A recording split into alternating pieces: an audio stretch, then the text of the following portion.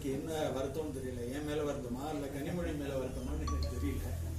ஏன்னா இது ஒரு வழக்கறிஞரை இலக்கியவாதி முன்னால பேச வச்சு இவர் இவ்வளவுதானே எக்ஸ்போஸ் பண்ண வச்சிருக்காங்க. இல்லைன்னா நாங்க குறை கண்டுபிடிச்சே நாங்க பழக்கப்பட்டவங்க. நார்மலா எது கேட்டாலும் இதுல என்ன தப்பு இருக்குன்னு தான் கட்டி கொடுப்போம். அதனால இவங்க எழுத்தாளர் கனிமொழி எழுதுற நாவல்ல ஏதாவது அது கிரிட்டிக் ஏதாவது சொல்லுவாரா அப்படிங்கிறதுனால அவங்கள படிவாங்கன்னு நினைச்சேன். என்னன்னு எனக்கு தெரியல. இப்ப இந்த நாவலை பத்தி ஒரு முழுமையா அனைத்து கதாபாத்திரங்களையும் பற்றி ஒரு தெளிவான கண்ணோட்டத்துல ஒருத்தர் பேசி அமர்ந்த பிறகு நான் இதுல என்ன பேசுறதுன்னு எனக்கு தெரியல. ஏன்னா ஏற்கனவே எனக்கு இலக்கிய பரிச்சயம் ரொம்ப குறைச்சேன். அதனால இதுல அவங்க பேசின பிறகு என்ன பண்ண போறேன்னு எனக்கு தெரியல. நான் அதனால ஒவ்வொரு கதாபாத்திரங்களை பற்றியோ இந்த கதையமைப்பு பற்றியோ இதை பத்தி எதுவும் நான் பேச போறது இல்லை. நான் என்ன சொல்றேன்னா, இலக்கிய வடிவத்துல நான் எனக்கு தெரிஞ்ச வகையில சின்ன சின்ன விஷயங்கள் என்ன பண்ணியிருக்காங்கன்னா, சிலது தனது ஏற்றுக்கொண்ட கொள்கைக்காக ரொம்ப விகரச வாதாடி இருப்பாங்க. அந்த இலக்கியமே அந்த மாதிரி அடிப்படையில அவங்க என்ன நினைக்கிறாங்களோ அந்த ஏற்றுக்கொண்ட கொள்கையை பரப்புற மாதிரி அமையும். அது ஒரு வகை இலக்கியங்கள். இன்னொரு இலக்கியங்கள் என்ன வருதுன்னா, அவங்க யதார்த்த வாழ்க்கையை அப்படியே பேசிப்பாங்க.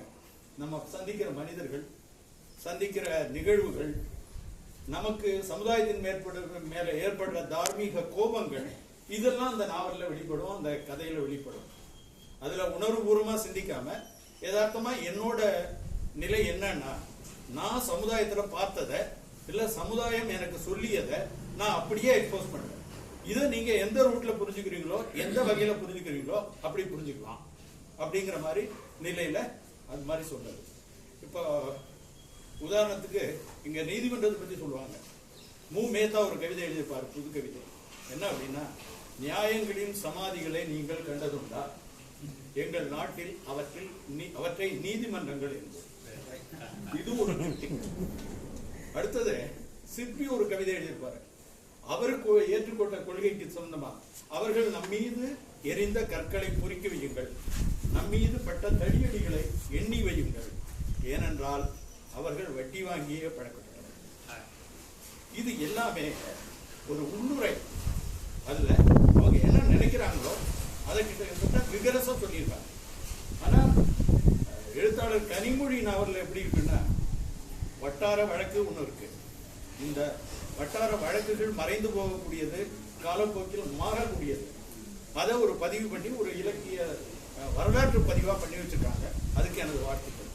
அடுத்தது இன்னொன்னு என்ன அப்படின்னா, எந்த விதமான நெடியும் இல்லாம, அதாவது தான் கொண்ட கொள்கை சம்பந்தமா அதை திணிக்கிற எந்த நெடியுமே இல்லாம யதார்த்தமா நான் பாக்குறேன். இதை நீங்க இதை பதிவு பண்ற, நீங்க இதை நீங்க என்ன நினைக்கிறீங்களோ, நான் என்னோட தகுதியை பொறுத்தவரை இல்ல நான் ஏற்றுக்கொண்ட கொள்கையை பொறுத்தவரை என்ன மாதிரி நான் புரிஞ்சுக்க முடியுமோ அப்படி புரிஞ்சுக்குங்க அப்படிங்கிற மாதிரி வெறும் பதிவு பண்ணிட்டாங்க. மற்றபடி அந்த நாவலை பத்தி தெளிவான பார்வையை அவர் சார் சொல்லிட்டாரு. அதுக்கு மேல நான் ஒவ்வொரு கதாபாத்திரத்தையும் எடுத்து நான் விளக்கம் இதில் சொல்லிட்டு இருக்க போறதில்லை. அது நான் புரிந்து கொண்ட முறையில விளக்கம் சொல்லலாம். ஆனா ஏற்கனவே ஒரு முறை விளக்கம் சொல்லியாச்சு. அதனால அதை பற்றி மறுபடியும் நான் பேச விரும்புறேன். அதனால இதுதான் இன்னைக்கு உள்ள யதார்த்த நிலை. இதுல இந்த கவிதை அல்லது புதினங்கள் இல்ல இலக்கிய படைப்புகள் எல்லாத்துலயுமே, அதாவது ஏற்கனவே ஏற்றுக்கொண்ட ஃப்ராய்டிசமோ சர்ரியலிசமோ எக்ஸ்டென்ஷியலிசமோ இதுக்கு ஒரு வடிவம் கொடுக்கிற மாதிரி அமைகிற எழுத்துக்களை விட யதார்த்தத்தை அந்த எந்த விதமான யதார்த்தத்துல நம்மளோட கருத்து எதுவும் இல்லாமன்னா ஓரளவு நம்ம புரிஞ்சுக்கிட்ட படைப்பாளி அதை எந்த கோணத்துல அந்த நிகழ்வுகளை புரிஞ்சுக்கிறாரோ அதை மிகைப்படுத்தி சொல்லிருக்கலாம். மேபி அந்த மாதிரி பதிவு செய்யற ஒரு புனைவு தான் மிகச்சிறந்த படைப்புன்னு சொல்லலாம். அந்த வகையில கனிமொழி செல்லத்துறை அவர்களுக்கு எனது பாராட்டுகளும் வாழ்த்துக்களும். நன்றி.